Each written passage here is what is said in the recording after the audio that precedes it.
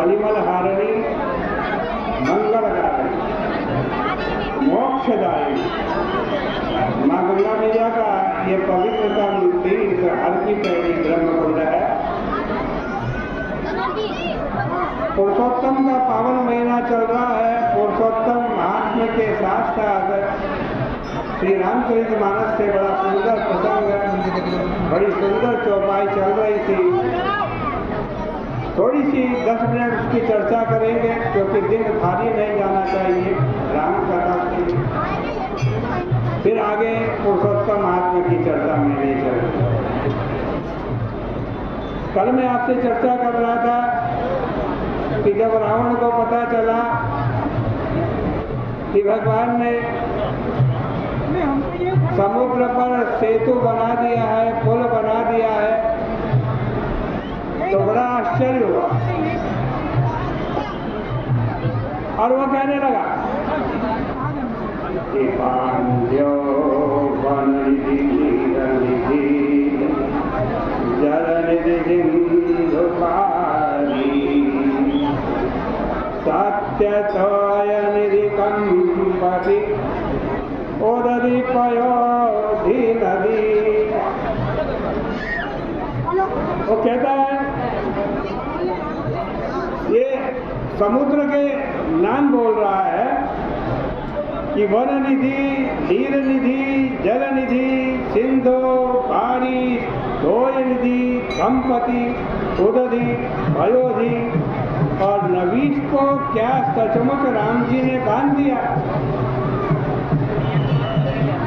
उसको विश्वास नहीं था कि समुद्र के ऊपर सेतु भी बन सकता।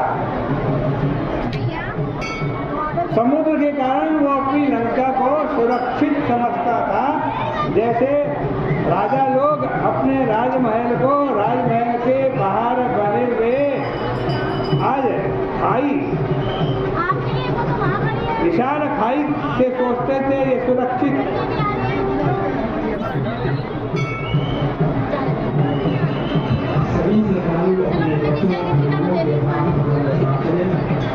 और रावण ऐसा ही समझ करके अपनी लंका को सुरक्षित करता था, दूसरे जगह जाता था, युद्ध करता था, दूसरे राजाओं को जीतता था। सीता जी के हरण के पश्चात रावण ने सोचा ये राजकुमार मुझसे क्या लड़ेगा, या तो सीता जी के वियोग में रो रो करके अपना शरीर त्याग देगा, नहीं तो वापस अयोध्या में जाएगा। अयोध्या की आज पूरी सेना को लेकर के युद्ध करेगा, लेकिन आएगा तो समुद्र कैसे जाएगा। रावण जी ने पहले, राम जी ने पहले खरदूषण को मारा, बाली को मारा। बाली को जब भगवान ने मारा तब तो रावण को होश आ जाना चाहिए कि बाली जो मेरा भी विजेता है उसको राम जी ने मार दिया तो मेरा क्या हाल हो। लेकिन फिर सोचता है बाली को तो भगवान ने शिव करके मारा, और जब पता चला कि खरदूषण को भी मार दिया तब भी ये सोचने लगा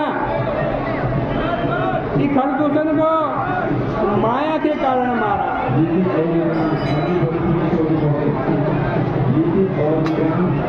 10 महीने से जानकी लंका में है, इसने जानकी का पता 10 महीने तक नहीं लगाया। वो लंका के विरुद्ध युद्ध छेड़ने की कल्पना कैसे कर सकता। अब हनुमान जी को भेजा, हनुमान जी से होश आ जाना चाहिए। राम जी का एक छोटा सा दूत पूरी लंका को जला करके चला गया, वो कितने शक्तिशाली होंगे। लेकिन उसका सब्र इसलिए कर देता है कि अरे हनुमान जी को तो हमारे मेघनाथ ने मूर्छित कर दिया।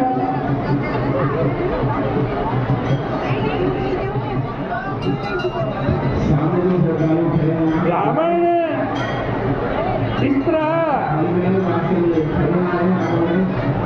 आ जाए विश्वास में बैठा हुआ था कि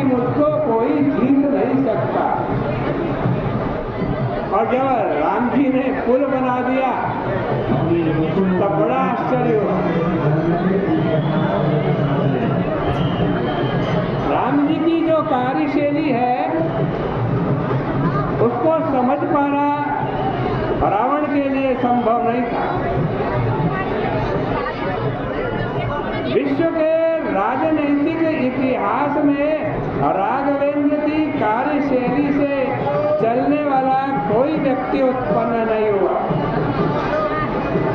रावण ने पुराने मापदंडों के आधार पर ही उनके व्यक्तित्व का मूल्य आंकने की जो अविवेक भरी चेष्टा की,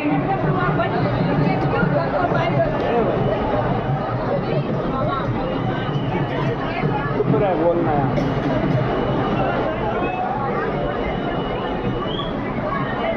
देखो, रावण ने जो अविवेक भरी चेष्टा की, उसकी पराजय का वह मुख्य कारण बनी। समुद्र पर सेतु का निर्माण किया जा सकता है, यह तो रावण स्वप्न में भी नहीं सोचता था।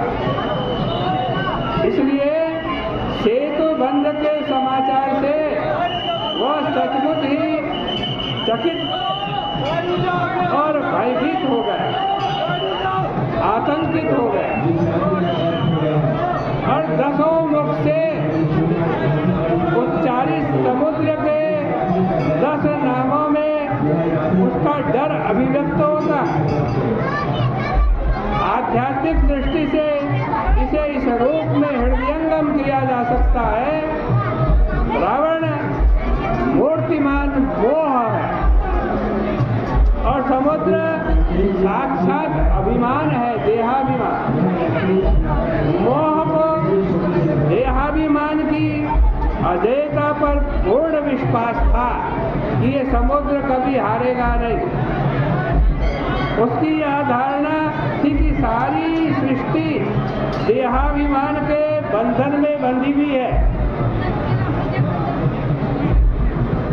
सबको बांधने वाले इस देहाभिमान को बांध पाना किसी के लिए भी संभव नहीं है। प्रभु ने आंजनेय को लंका में भेजकर मोह को यह बताना चाहा कि देहाभिमान अजय नहीं है। हनुमान रूपी वैराग्य के द्वारा उसे पार किया जा सकता है। न केवल वैराग्य देहाभिमान से ऊपर उठ सकता है, अपितु प्रवृत्ति के लंका दुर्ग को जलाकर खाक कर सकता है। वैराग्य की इस महिमा का प्रत्यक्ष अनुभव करने के बाद भी रावण जो मोह है उसे अनदेखा कर देता है। यही मोह का अंधत्व है।